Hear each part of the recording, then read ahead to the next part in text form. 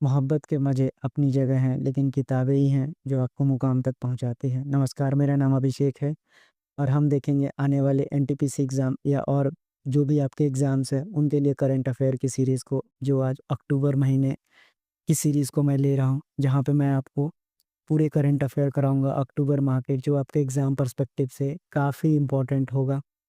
तो आइए शुरू करते हैं अपने इस सीरीज पहले सवाल को, जहां आपसे पूछा गया है कि व्हाट आर गारा जुबजैंसिस एंड साइलोरैंकस पुसगैनी। रिसेंटली जो न्यूज़ में देखा गया है, आपसे पूछा गया है ये दोनों क्या हैं, तो आपको पता होना चाहिए ये क्या है, ये फिश है। आइए बढ़ते हैं अगले सवाल पे, जहां आपसे पूछा गया है कि how many medals did India win at the India world wushu championship.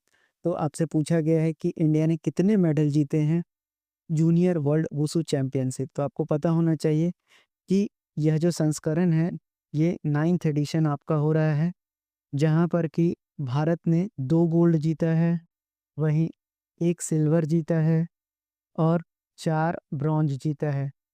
कुल मिलाकर अगर आप देखेंगे तो टोटल 7 मेडल्स भारत ने जीता है। तो इस सवाल का आंसर आपका हो जाएगा 7 मेडल्स। वहीं अगर 9th वर्ल्ड जूनियर वुसु चैंपियनशिप 2024 की बात करें, तो यह एडिशन बंदर एरी बागवान में हुआ है, जो कि ब्रुनई की कैपिटल है, और इसका आयोजन सितंबर 22 से लेके 30 2024 तक हुआ था। बढ़ते हैं अपने अगले सवाल पे, जहां आपसे पूछा गया है what is the name of the recently discovered mini moon that will orbit earth for nearly 2 month. तो आपको पता होना चाहिए उसका नाम है अर्जुना। आपको पता होना चाहिए कि अर्जुना जो है रिसेंटली डिस्कवर्ड मिनी मून है, जो ऑर्बिट करेगा अर्थ को नियरली 2 मंथ्स के लिए। वहीं अगर आपसे पूछा जाए कि जुपिटर के कितने मून हैं, तो आपको पता होना चाहिए 92। वहीं आपको सैटर्न के भी मून पता होनी चाहिए, जो कि है 146। वहीं बिगेस्ट मून जो है आपका, उसका नाम है जुपिटर का गैनी मेड।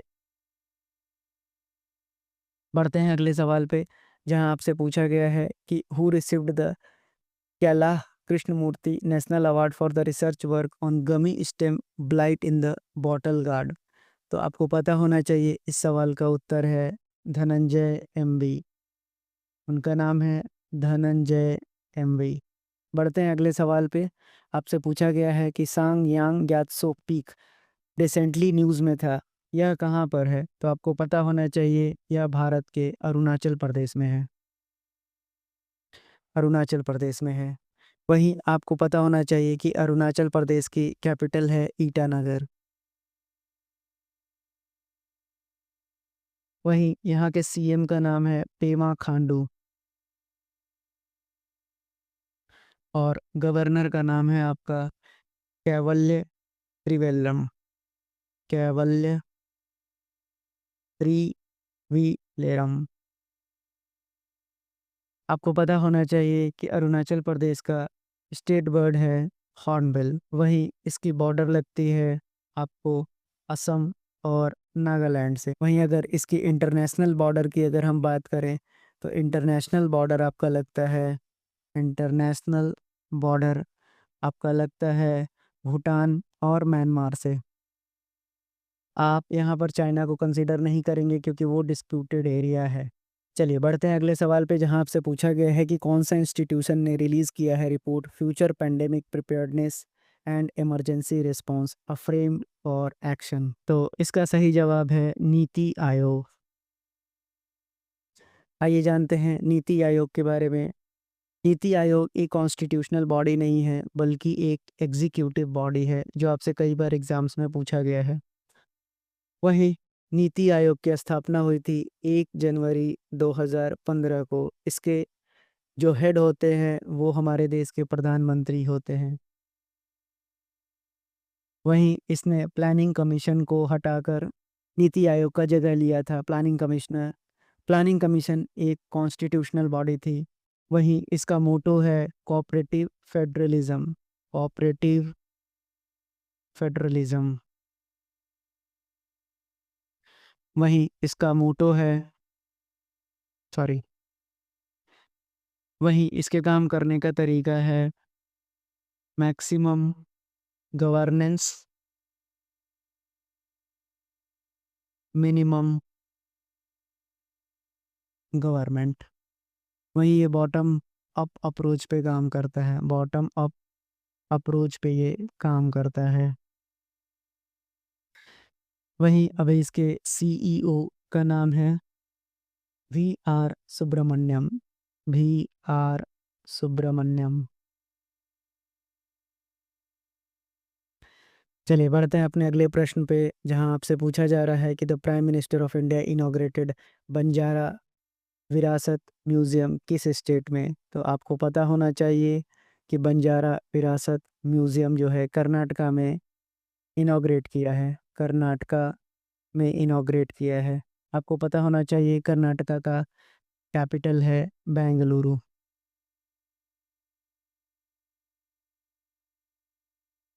वहीं यहाँ के गवर्नर का नाम है थावर चंद गहलोत, थावर चंद गहलोत।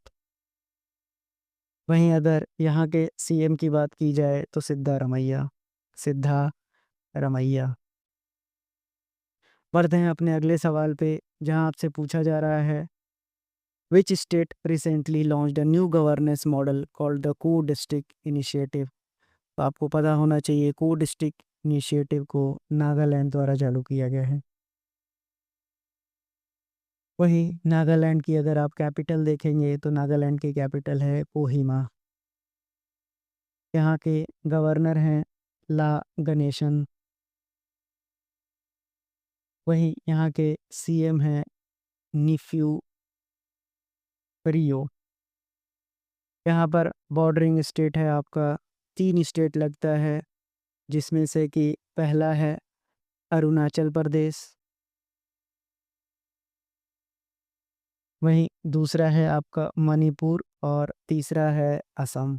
आइए बढ़ते हैं अगले सवाल पे, जहां आपसे पूछा गया है कि ड्रॉट रेजिलियंस +10 कॉन्फ्रेंस कहां पर आयोजित किया गया है। तो आपको पता होना चाहिए ड्रॉट रेजिलियंस +10 कॉन्फ्रेंस आपका जेनेवा में लागू जेनेवा में हुआ है। आपको पता होना चाहिए कि जेनेवा में और कौन कौन से संगठन हैं जिनका कि हेडक्वार्टर है। तो आपको वर्ल्ड ट्रेड ऑर्गेनाइजेशन याद रखना है, वर्ल्ड हेल्थ ऑर्गेनाइजेशन याद रखना है, साथ में इंटरनेशनल टेलीकम्युनिकेशन यूनियन और साथ में इंटरनेशनल लेबर ऑर्गेनाइजेशन। आइए देखते हैं डब्ल्यूटीओ की स्थापना। डब्ल्यूटीओ की स्थापना 1 जनवरी 1995 को हुई थी और अभी इनकी हेड हैं नागोजी ओंकाजा इवेला। वहीं यहाँ पर 166 मेंबर्स हैं। वहीं डब्ल्यूएचओ यानी वर्ल्ड हेल्थ ऑर्गेनाइजेशन 7 अप्रैल 1948 को बना था। वहीं आपको पता होना चाहिए कि 7 अप्रैल को वर्ल्ड हेल्थ डे मनाते हैं।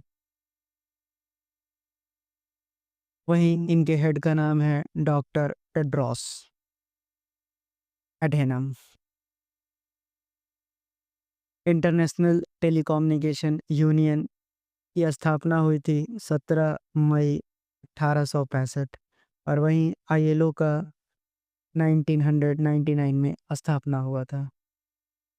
बढ़ते हैं अपने अगले सवाल पे, आपसे पूछा गया है लेक क्यू के बारे में कि लेक क्यू रिसेंटली न्यूज़ में था। यह किस 2 कंट्री के बीच में लोकेटेड है। तो आपको पता होना चाहिए यह डेमोक्रेटिक रिपब्लिक ऑफ कॉन्गो और रवांडा के बीच में है। आपसे पूछा गया है which of the following sports has been excluded in the Commonwealth game. तो आपको पता होना चाहिए क्रिकेट, हॉकी और बैडमिंटन को एक्सक्लूड कर दिया गया है कॉमनवेल्थ गेम 2025 को। वहीं यहाँ टोटल 10 स्पोर्टिंग इवेंट होंगे अब, और साथ ही साथ इसका आयोजन ग्लासगो स्कॉटलैंड में होगा। आपसे पूछा गया है साइक्लोनिक स्टॉर्म दाना can affect which state of India. तो आपको पता होना चाहिए गुजरात। गुजरात की कैपिटल है आपको गांधीनगर। वहीं यहाँ के गवर्नर का नाम है आपका आचार्य देवव्रत। आचार्य देवव्रत। वहीं यहाँ के सीएम का नाम है भूपेंद्र पटेल। भूपेंद्र पटेल। आइए बढ़ते हैं अपने अगले सवाल पे, जहां आपसे पूछा गया है कि 18वां प्रवासी दिवस 2025 कहाँ होगा। तो आपको पता होना चाहिए 18वें प्रवासी भारतीय दिवस आपका 8 से 10 जनवरी 2025 को हुआ, भुवनेश्वर के उड़ीसा में। भुवनेश्वर के उड़ीसा जिले में। वहीं इसकी थीम भी आपको पता होनी चाहिए। इसकी थीम है डायस्पोरा कंट्रीब्यूशन टू अ विकसित भारत। विकसित भारत। बढ़ते हैं अगले सवाल पे, जहां आपसे पूछा गया है कि स्विफ्ट प्रोजेक्ट किस स्टेट में लॉन्च किया गया है। तो आपको पता होना चाहिए कि स्विफ्ट प्रोजेक्ट जो है असम में लॉन्च किया गया है। आपको स्विफ्ट का फुल फॉर्म भी पता होना चाहिए। स्विफ्ट के फुल फॉर्म है sustainable wetland and integrated integrated fisheries transformation. Transformation. वहीं आपसे असम की कैपिटल भी पूछा जा सकता है, जिसकी राजधानी है दिसपुर। आपको सीएम का भी नाम पता होना चाहिए, विख्यात हमारे हेमंत विश्वा शर्मा। वहीं यहाँ के गवर्नर के बारे में भी अगर आप जानेंगे तो उनका नाम है लक्ष्मण आचार्य। लक्ष्मण आचार्य। वहीं अगर हम असम के बॉर्डरिंग स्टेट को देखें तो आपको पता होना चाहिए यहाँ से लगने वाले जो स्टेट हैं वो टोटल 7 हैं। सातों का नाम मैं लिख देता हूँ। अरुणाचल प्रदेश। वहीं इसके साथ आपका लगेगा नागालैंड, मणिपुर, मेघालय, त्रिपुरा, मिजोरम और वेस्ट बंगाल। 1 2 3 4 5 6 7। बढ़ते हैं अपने अगले सवाल पे, जहां आपसे पूछा गया है कि first ever G7 defence minister की मीटिंग कहाँ पर हुई है। तो आपको पता होना चाहिए कि पहली बार G7 डिफेंस मिनिस्टर की मीटिंग रशिया में हुई है। कहाँ हुई है? रशिया में हुई है। आइए जानते हैं G7 के बारे में, इनके बारे में, जिसे ग्रुप ऑफ 7 कहा जाता है। यानी इसमें 7 कंट्रीज हैं, जिनका नाम है Canada, France, Germany, Italy, Japan, UK और यूएस। आपको पता होना चाहिए कि G7 पहले G8 था, जिसमें से रसिया को बाहर निकाल दिया गया था क्रीमिया वार के लिए 2014 में। वहीं इसका कोई हेडक्वार्टर नहीं होता। इसका कोई हेडक्वार्टर नहीं होता।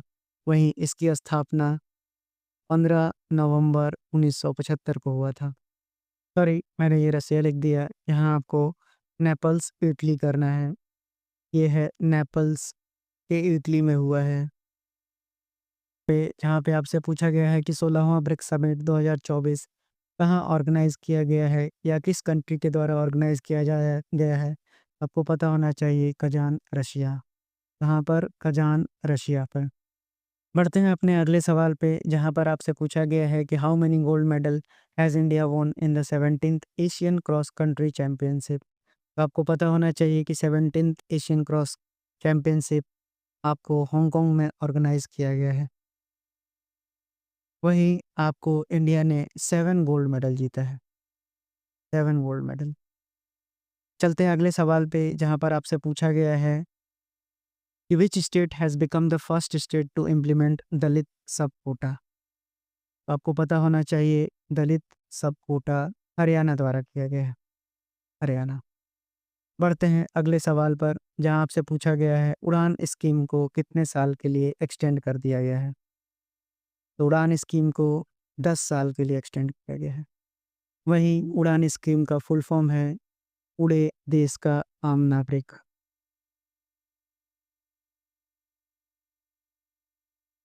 जिसकी शुरुआत 27 अप्रैल 2017 को की गई थी। इसकी नोडल मिनिस्ट्री है Ministry of Civil Aviation, Ministry of Civil Aviation. बढ़ते हैं अपने अगले सवाल पे, जहां आपसे पूछा गया है कि global multi dimensional poverty index 2024 release किया गया। इसमें से कौन सा कंट्री में सबसे ज़्यादा पुअरेस्ट लोग रहते हैं? तो आपका जवाब होगा इंडिया। बिल्कुल इंडिया। इंडिया में टोटल 234 मिलियन लोग गरीबी रेखा के नीचे रह रहे हैं, यानी 23.4 करोड़ लोग। आपको पता होना चाहिए कि मल्टी डायमेंशनल पॉवर्टी इंडेक्स के कुछ इंडिकेटर्स होते हैं, जिनमें 3 इंडिकेटर आपको याद रखना है। अक्सर आपसे सवाल पूछा जाएगा, जिसमें से पहला है हेल्थ, दूसरा है एजुकेशन और तीसरा है standard of living. Standard of living. वहीं इसको जारी करने वाली संस्था का नाम है यूएनडीपी, यानी United Nation Development programme.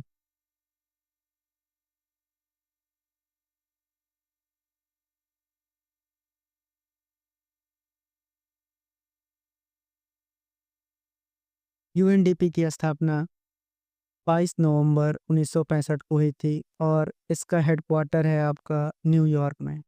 New York में।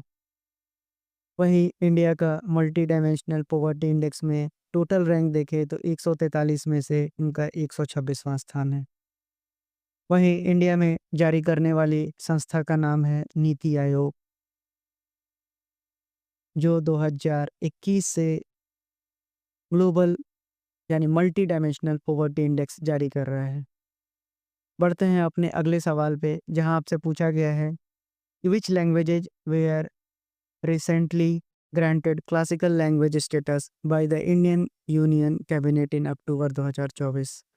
तो आपको पता होना चाहिए टोटल 5 लैंग्वेजेस को यूनियन कैबिनेट ने मंजूरी दे दी है क्लासिकल लैंग्वेज के लिए। आइए जानते हैं इनके नाम। इनके नाम हैं मराठी, बंगाली, असामीज, पाली और प्राकृत। वहीं अगर देखेंगे तो इससे पहले आपको 6 क्लासिकल लैंग्वेज थे, यानी टोटल मिलाकर अब 11 लैंग्वेज हो जाएंगे। वहीं ये 6 कौन से लैंग्वेज हैं, ये भी आपको पता होना चाहिए, जिसमें से प्रमुख है तमिल, संस्कृत, तेलुगु, कन्नड़, मलयालम और उड़िया। आपसे पूछा गया है अगला सवाल, मेक्सिको की पहली प्रेसिडेंट का नाम आपको बताना है। तो मेक्सिको की पहली प्रेसिडेंट का नाम है क्लाउडिया सिनबाम। क्या नाम है? क्लाउडिया सिनबाम। आपसे पूछा गया है कि किस स्टेट में लामलाई फेस्टिवल को ऑर्गेनाइज किया जाता है। लामलाई फेस्टिवल आपको मणिपुर में ऑर्गेनाइज किया जाता है। मणिपुर में ऑर्गेनाइज किया जाता है। वहीं आपसे नागालैंड के भी प्रमुख फेस्टिवल्स आपसे पूछे जा सकते हैं, जिनको आपका नाम याद रखना चाहिए, जिनमें से प्रमुख है याओसांग, चिरायोबा, उट, संगाई मोस्ट इम्पोर्टेंट और गान नागाई, गान गाई जिसे बोलते हैं। बढ़ते हैं अपने अगले प्रश्न पे, जहाँ पे आपसे पूछा गया है कि नए चेयरमैन का नाम बताना है आपको एसएससी के। तो एसएससी के नए चेयरमैन का नाम है एस गोपाल कृष्णन। एस गोपाल कृष्णन। आपसे पूछा गया है अगला सवाल कि कर्म योगी शपथ नेशनल लर्निंग वीक, जिसका एम है इन्हेंस करना सिविल सर्विस कैपेबिलिटी को, किसने इनॉग्रेट किया है? तो आपको पता होना चाहिए कि ऐसे ऐसे इनॉग्रेशन हमारे प्रधानमंत्री नरेंद्र मोदी ने किया है। नरेंद्र मोदी ने किया है। पढ़ते हैं अपने अगले प्रश्न पे, जहाँ आपसे पूछा गया है कि who among the following has launched report titled poverty, prosperity and planet report 2024 pathway out of the multiple crisis. तो वर्ल्ड बैंक ने इसे लॉन्च किया है। किसने लॉन्च किया है? वर्ल्ड बैंक ने लॉन्च किया है। आपको पता होना चाहिए वर्ल्ड बैंक का हेडक्वार्टर वाशिंगटन डीसी में है। वाशिंगटन डीसी में है। इसका फाउंडेशन 1944 में ब्रेटन वुड सम्मेलन के दौरान हुआ था। वहीं इसके सीएफओ का नाम आपको पता होना चाहिए, जो इंडियन है, अंशुला कान। वहीं आपसे क्वेश्चन प्रेफर साइड में पूछा जा सकता है कि इनके फाउंडर का नाम बताइए, तो जे केन्स। वहीं दूसरे हैं हैरी डेक्स्टर वाइट। बढ़ते हैं अपने अगले सवाल पे। आपसे पूछा गया है कि 16वां एडिशन का ब्रिक्स कौन सा कंट्री ऑर्गेनाइज करेगा? तो आपको पता होना चाहिए ये रसिया ने किया है। किसने किया है? रसिया ने किया है। ब्रिक्स, जिसका कि फाउंडेशन 16 जून 2009 को हुआ था। वहीं इस ब्रिक्स में नाम देखें तो आपके 5 कंट्री हैं, ब्राज़ील, रशिया, चाइना, इंडिया और साउथ अफ्रीका। लेकिन अब इस 5 मेंबर से 5 मेंबर और बढ़ गए हैं, तो कुल मिलाकर हो गए 10। तो बाकी के 5 कौन-कौन हुए? बाकी के 5 हो गए इजिप्ट, इथियोपिया, इंडोनेशिया, ईरान और यूएई। आपको पता होना चाहिए कि इसके जो चेयरमैन हैं अभी, उनका नाम है लूला दा सिल्वा, जो ब्राज़ील के रहने वाले हैं। ब्राज़ील के रहने वाले हैं। आइए बढ़ते हैं अपने अगले सवाल पे, जहाँ पर आपसे पूछा जा रहा है उड़े देश का आम नागरिक स्कीम, जिसका 8वां एनिवर्सरी अभी-अभी मनाया गया। किस साल इसका उद्घाटन किया गया था? तो आपको पता होना चाहिए कि उड़े देश का आम नागरिक 27 अप्रैल 2017 को चालू हुआ था। आइए बढ़ते हैं अपने अगले सवाल की ओर, जहाँ आपसे पूछा गया है कि किस देश में चीफ जस्टिस का टेन्योर 3 साल कर दिया गया है? तो और कोई नहीं, इस देश का नाम है पाकिस्तान। पाकिस्तान। आइए बढ़ते हैं अपने आखिरी प्रश्न की ओर, जहाँ आपसे पूछा गया है कि कौन सा कंट्री ने होस्ट किया है नेवल एक्सरसाइज कोऑर्डिनेशन का विशाखापट्टनम में? तो आपको पता होना चाहिए इस सवाल का सही उत्तर होगा भारत, इंडिया। जानते हैं क्वाड के बारे में। क्वाड क्या है आपका? Quadrilateral Security Dialogue. Quadrilateral Security Dialogue, जिसमें 4 कंट्रीज़ हैं, जिसमें ऑस्ट्रेलिया, इंडिया, जापान और यूएसए। इसकी शुरुआत या इसकी स्थापना बोलें तो 2007 में हुई थी और 2008 में ये ख़त्म हो गया। इसे रीस्टैब्लिश किया गया फिर से 2017 में। तो अक्टूबर से बनने वाले महत्वपूर्ण प्रश्न मैंने आपको कराया। आई होप आपको समझ में भी आया होगा और साथ ही साथ क्लास में याद भी हुए होंगे। जल्दी मिलेंगे नवंबर के करंट अफेयर के साथ, जो आपके आने वाले एग्ज़ाम्स, एनटीपीसी या आप कोई भी एग्ज़ाम दे रहे हो, वहाँ पर आपको मदद करेगा।